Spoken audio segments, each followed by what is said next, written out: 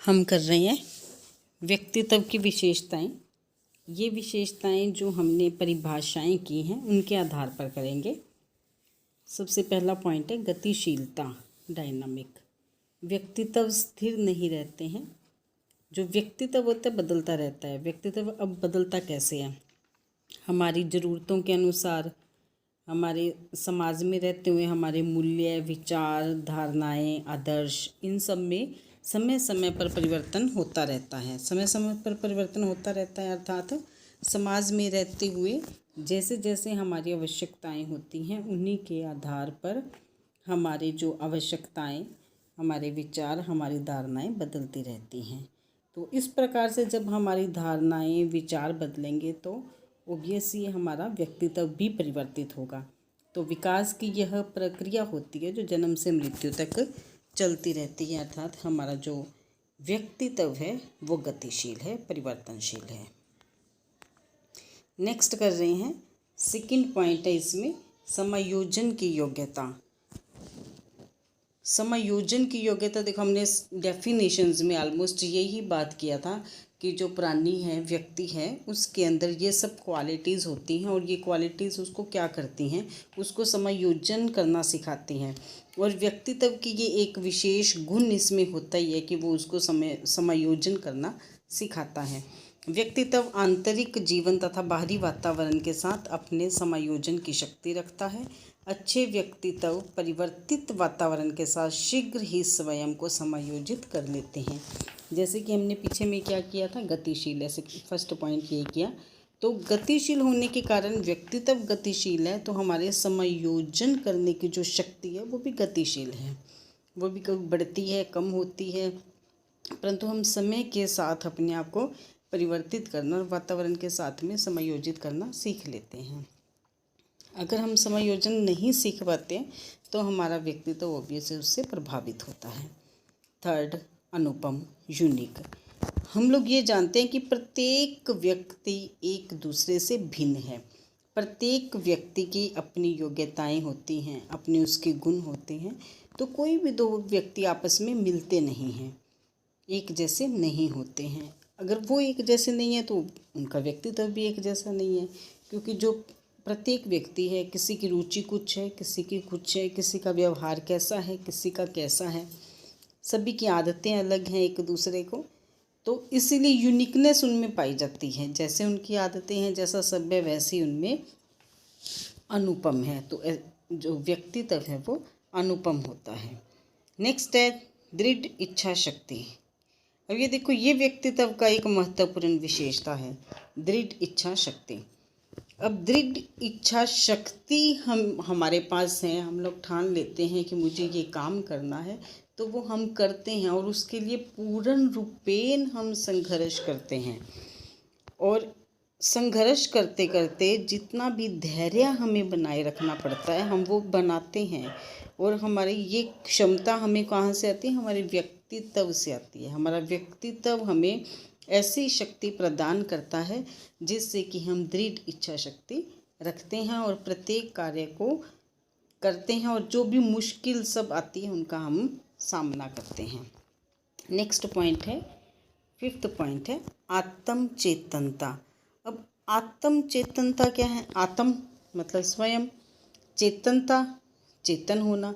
अब ये इसमें व्यक्तित्व में एक ये विशेषता होती है कि ये आत्म चेतनता होती है हमें, मतलब हम अपने बारे में जानते हैं, हमें पता होता है, हम जानने का प्रयास करते रहते हैं समय समय पर कि मैं क्या हूँ और मेरी समाज में स्थिति क्या है, समाज के लोग मुझे किस नज़र से देखते हैं, समाज के लोग मेरे बारे में क्या सोचते हैं, दूसरे मेरे बारे में क्या सोचते हैं, दूसरों का मेरे प्रति क्या राय है, वो क्या अनुभव करते हैं।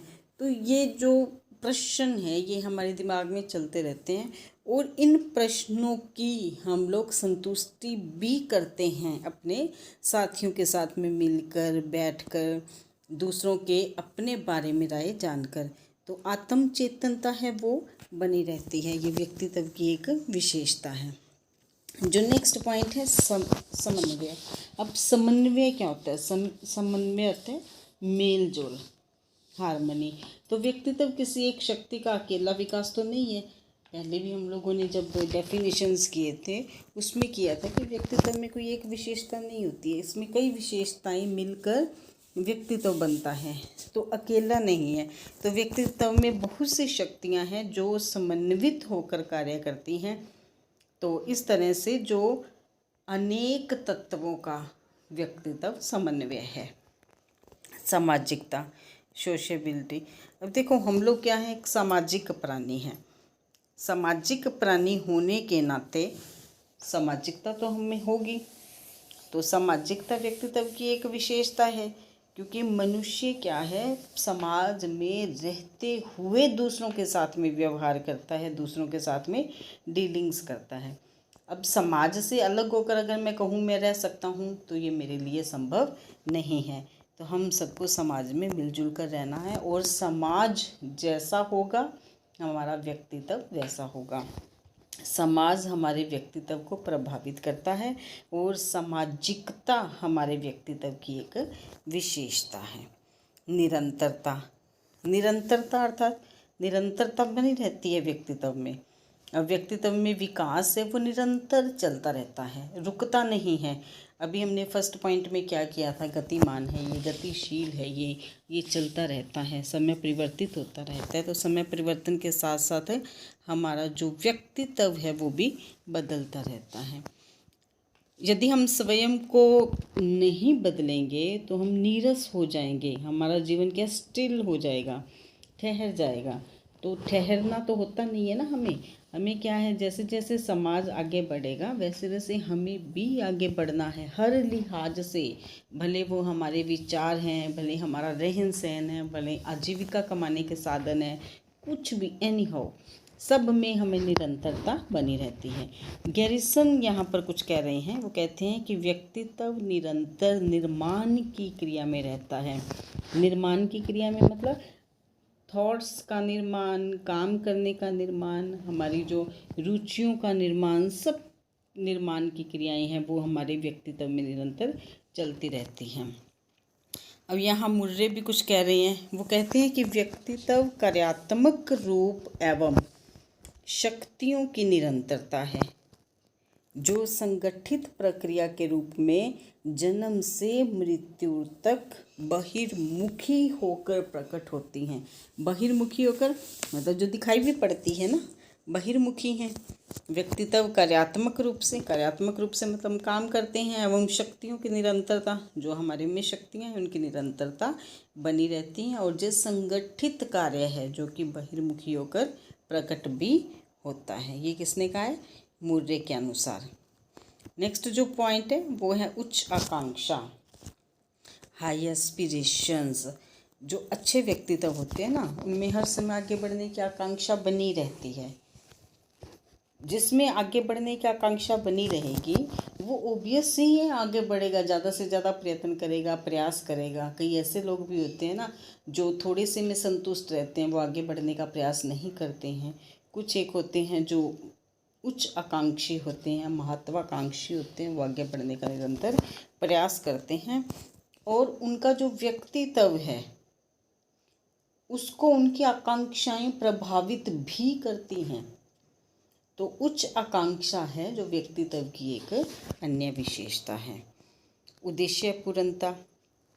अब देखो उच्च आकांक्षा की हमने बात किया है कि हर एक आदमी का अपना एम है, वो आगे बढ़ना चाहता है और आगे बढ़ने का हर संभव प्रयास भी करता है।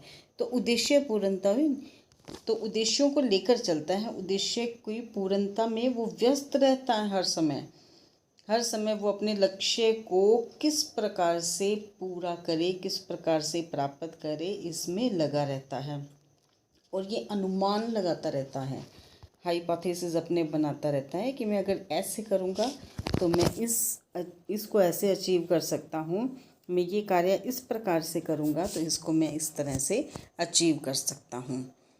तो यहाँ भाटिया कह रहे हैं व्यक्ति या व्यक्तित्व को समझने के लिए हमें इस बात पर विचार करना आवश्यक हो जाता है कि उसके लक्ष्य क्या हैं और उसे उनका कितना ज्ञान है। हम अपने लक्ष्य तो हमें पता है ये है, लेकिन उसका ज्ञान भी होना चाहिए। अभी हमने कहा ना, अनुमान लगाते रहते हैं, ऐसे करेंगे तो ऐसे बढ़ेंगे। अगर हमारे पास उसके लिए एग्जैक्ट राइट नॉलेज होगा तो हम उसके साथ में अच्छे से आगे बढ़ सकेंगे, नहीं तो हम कहीं ना कहीं चूक भी सकते हैं। एकता व एकीकरण। अब यहाँ एकता व एकीकरण की बात आती है। अब एकता की अगर बात करें तो देखो, एकता तो वही है कि कोई भी तत्व है वो अकेला काम नहीं करेगा, इसमें बहुत से तत्व हैं वो मिलकर ही काम करेंगे। जैसे संवेग हो गए, हमारी समायोजन करने की शक्ति हो गई, हमारी आदतें हो गई, हमारी रुचियां हो गई, हमारा अनुकूलन हो गया, ये सब क्या है, व्यक्तित्व की विशेषताएं हैं और ये सब तत्व हैं उसके, और ये सब मिलकर ही काम करेंगे। देखो जैसे हमारा शरीर है, अगर मेरा शरीर को मैं एक बाजू के साथ में आगे बढ़ सकता है या एक लात के साथ में आगे बढ़ सकता है, तो ऐसा संभव नहीं है, इसको सभी के साथ में ही आगे बढ़ना है। तो उसी प्रकार से हमारा व्यक्तित्व है वो सभी के साथ में ही आगे मिलकर बढ़ेगा, एक अकेला तत्व इसमें कार्य नहीं कर सकता है। तो जैसे कि शारीरिक हो गए, मानसिक तत्व, सामाजिक तत्व, नैतिक तत्व, संवेगात्मक, ये सब तत्व हैं जो मिलकर काम करेंगे। यहाँ भाटिया क्या कह रहे हैं, व्यक्तित्व मानव की सभी शक्तियों और गुणों का संगठन व एकीकरण है। ठीक है। अब नेक्स्ट है प्रभुत्व व दीनता। अब प्रभुत्व क्या होता है, डोमिनेंस। प्रभुत्व होता है मतलब दूसरों को दबाने की क्षमता या लीड करने की क्षमता, और यहाँ है दीनता, सबमिशन। ये क्या होता है, दबना, मतलब किसी का फॉलोअर होना। ठीक है, किसी के पीछे चलना, उसको फॉलो करना। अब मानव व्यवहार है प्रभुता एवं दीनता दिखलाने वाला होता है। प्रभुत्व व दीनता व्यक्तित्व की एक प्रमुख विशेषता है। प्रभुत्व का भाव बालकों में बचपन से ही आना आरंभ हो जाता है। मैक्लॉलिन के अनुसार बहुत सामाजिक व्यवहार, छोटी उम्र में उत्तरदायित्व को संभालना, घर में नियंत्रण का अभाव, माता पिता के व्यवहार का प्रभाव, स्वस्थ शारीरिक व मानसिक अवस्था और खेलने में प्रवीणता, ऐसे लोग जो इस मेंटेलिटी के लोग हैं, इस व्यक्तित्व के लोग हैं, वो कैसे होते हैं, डोमिनेंट होते हैं। वो क्या, दूसरों को अपने नियंत्रण में रखना चाहते हैं और नियंत्रण करते भी हैं। तो वो ऐसे, इनमें लीड करने का फीलिंग भी होता है, लीड का भाव भी पाया जाता है, और दूसरों को डोमिनेट करने का भाव भी है, ऐसे व्यक्तियों में पाया जाता है। इसके बाद है बालकों में दीन भाव भी देखने को मिलता है, जो कि उनके व्यक्तित्व को प्रभावित करता है। मैक्लॉलिन ने इनके लिए भी कहा है, शारीरिक अस्वस्थता, घरेलू झगड़े, सहपाठियों द्वारा उपहास, बड़ों व दूसरों से अपनी तुलना, घर में स्वतंत्रता का अभाव, जो इस प्रकार के लोग होते हैं जिनमें ये वाले फीलिंग्स पाए जाते हैं, जो हीन भावना का शिकार होते हैं, तो ऐसे बच्चे क्या हैं, सबमिशन का शिकार होते हैं, सबमिट होते हैं ऐसे बच्चे, मतलब जो दीन होते हैं। तो ये किसका कहना है, मैक्लॉलिन का कहना है। अब इनको हम कंक्लूड करें तो कंक्लूज़न में जेपी गिलफर्ड का एक यहाँ पर परिभाषा है। वो क्या कहते हैं, एक व्यक्ति का व्यक्तित्व उसके बेजोड़ गुणों का नमूना है। गुण एक विशेष संबंध में एक चिरस्थायी साधन है जिसमें प्रत्येक व्यक्ति अन्य से भिन्न होता है। इसमें क्या कहा है, एक व्यक्ति का व्यक्तित्व उसके बेजोड़ गुणों का नमूना है। बेजोड़ मतलब जो चलते रहते हैं, लगातार चल रहे हैं। गुण एक विशेष संबंध में एक चिरस्थायी साधन है, मतलब एक लंबे समय तक चलते हैं। ये अगर मान लीजिए एक गुण बदला है तो दूसरा वैसा ही है, वो उसको साथ लेकर चलेगा।